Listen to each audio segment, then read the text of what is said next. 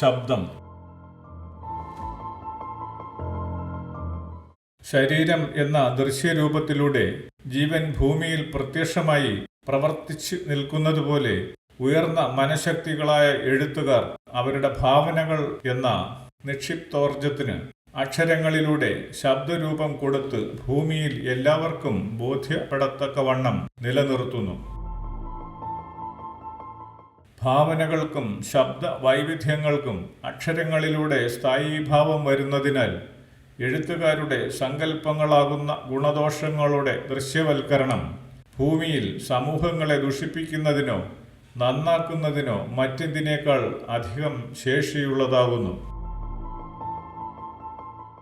ശബ്ദം ജീവന്റെ ലക്ഷ്യത്തിലേക്കുള്ള യാത്രയിലെ അനിവാര്യമായ ഊർജം ആയതുകൊണ്ട് എഴുത്തുകാരും കലാകാരന്മാരും ലോകജനതയെ ഒന്നാകെ ഉദ്ധരിക്കാൻ കർമ്മത്തിന്റെ സവിശേഷത നിമിത്തം ഏതൊരു മുൻനിര ജീവനുകൾക്കൊപ്പവും ഉത്തരവാദിത്തം ഉള്ളവർ ആയിത്തീരുന്നു.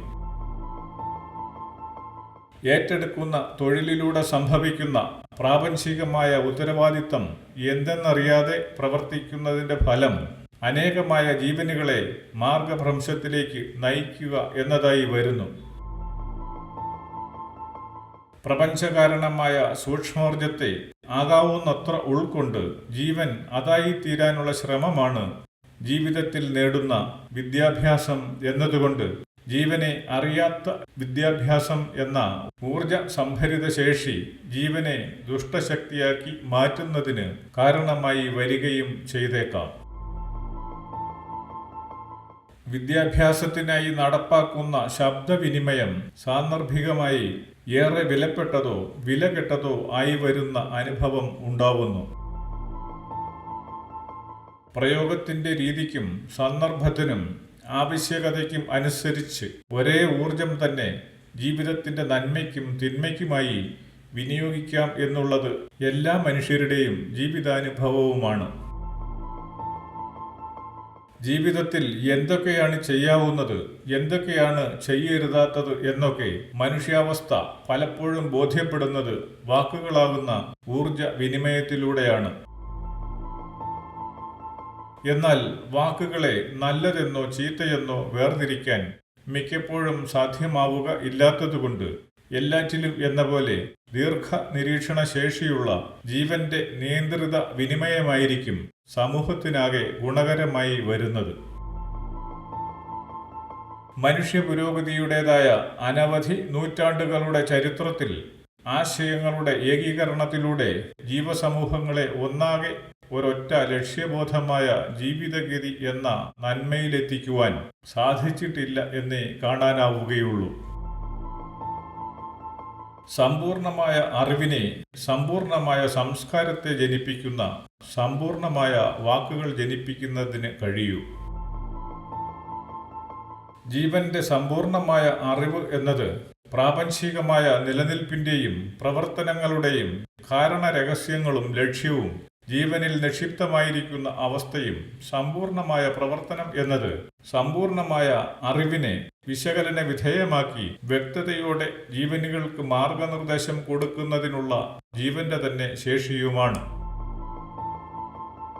സമ്പൂർണമായ അറിവോടെ പ്രവർത്തിക്കാൻ അറിയപ്പെടുന്ന ചരിത്രത്തിലെ യാതൊരു സംസ്കാരത്തിനും സാധിച്ചിട്ടില്ല എന്നത് യാഥാർത്ഥ്യം മാത്രമാണ്.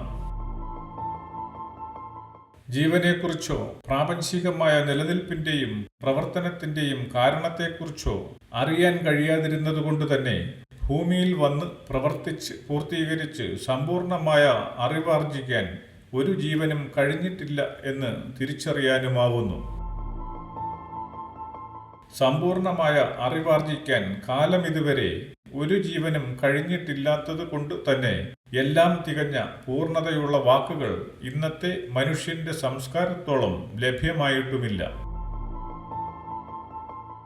ശബ്ദവിനിമയം കർമ്മബന്ധങ്ങളിൽ അധിഷ്ഠിതമാവുമ്പോഴാണ് അനുഭവങ്ങൾ കൂടുതൽ ശക്തവും ഗുണദോഷ ഫലങ്ങൾ ഏറെ പ്രസക്തവും ആയിത്തീരുന്നത്.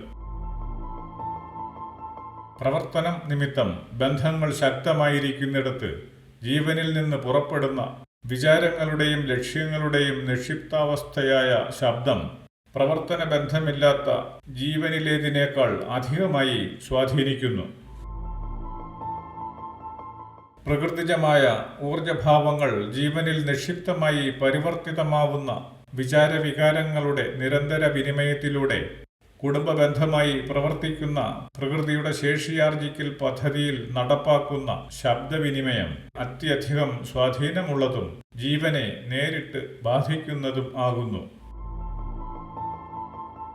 കൃത്യമായ ലക്ഷ്യബോധം കൊണ്ടോ വൈകാരിക ആധിക്യം കൊണ്ടോ പുറപ്പെടുന്ന ശബ്ദം എന്ന സങ്കല്പഭരിതമായ ഊർജം ആ ജീവപ്രവർത്തനവുമായി ബന്ധപ്പെട്ട് നിൽക്കുന്ന ജീവനുകളുടെ പ്രായോഗികമായ അനുഭവമായി തീരുകയും ചെയ്യുന്നു എന്നു വരുന്നു.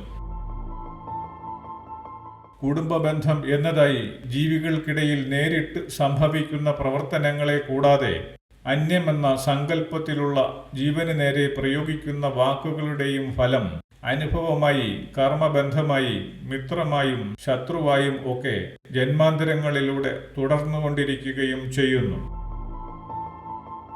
അന്യമെന്ന് വിളിക്കാവുന്ന കർമ്മബന്ധമില്ലാത്ത ജീവന്റെ ഉയർച്ച താഴ്ചകൾക്ക് ഒത്ത ഫലം വാക്പ്രയോഗത്തിലൂടെ ജീവന് ഇவ்விധത്തിൽ ലഭ്യമാവുകയും ചെയ്യുന്നു. എല്ലാ പ്രവർത്തനങ്ങൾക്കും തുല്യമായ പ്രതിപ്രവർത്തനം നടക്കുന്ന പ്രാപഞ്ചിക നീതി നിമിത്തം കേൾക്കുന്ന ജീവൻ പറയുന്ന ജീവനേക്കാൾ ശേഷിയുള്ളതാണെങ്കിൽ വാക്കുകളിലൂടെ പുറത്തുവരുന്ന വിനാശകരമായ ഊർജം പറയുന്ന ജീവനിലേക്ക് തന്നെ പതിക്കുകയും സ്വന്തം ജീവന്റെ അധഃപതനത്തിന് കാരണമായി തീരുകയും ചെയ്യുന്നു. കേൾക്കുന്ന ജീവന്റെ ആർജിത ശേഷിക്ക് ആനുപാതികമായി ഉച്ചരിക്കപ്പെടുന്ന വാക്കിന്റെ വിലയും വലുപ്പവും എന്നത് സാഹചര്യാനുസൃതമായി വ്യത്യസ്തങ്ങളായി വരുന്ന പരിവർത്തനമാണ് പ്രകൃതിയിൽ സംഭവിക്കുന്നത്.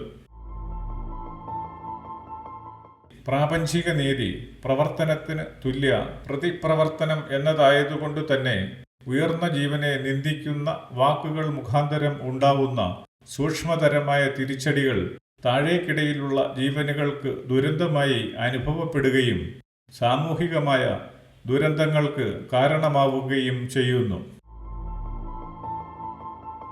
ജീവനിൽ നിന്ന് പുറപ്പെടുന്ന അതീവ സൂക്ഷ്മ ഊർജവിശേഷങ്ങളുടെ നിക്ഷിപ്താവസ്ഥയായ വാക്കുകളാവുന്ന ശബ്ദത്തിന്റെ ഫലത്തെ തടഞ്ഞു നിർത്തുന്നതിന് ജീവനുകൾക്ക് മിക്കവാറും സാധ്യമാവുകയേയില്ല.